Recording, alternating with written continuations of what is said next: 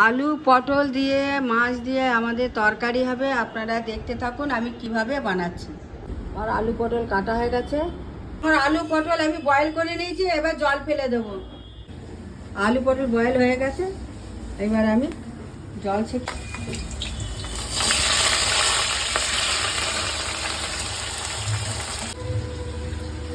আলু পটলটা আমার ভাজা হয়ে গেছে, এবার আমি তুলে দেবো।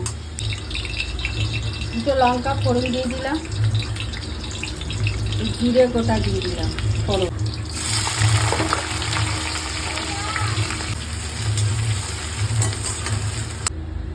পরিমাণ মতো নুন দিয়ে দিলাম। আমার ঝোল ফুটে গেছে, আমি এবার আলু পটল দিয়ে দেবো।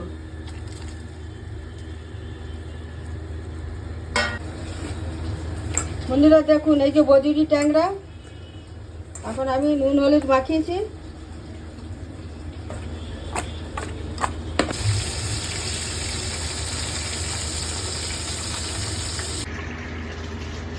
ট্যাংরা মাছগুলো আমি এবার আলু পটলের তরকারি আমার হয়ে গেছে, আমি এবার ট্যাংরা মাছগুলো দিয়ে দিচ্ছি। এটা বজুরি ট্যাংরা।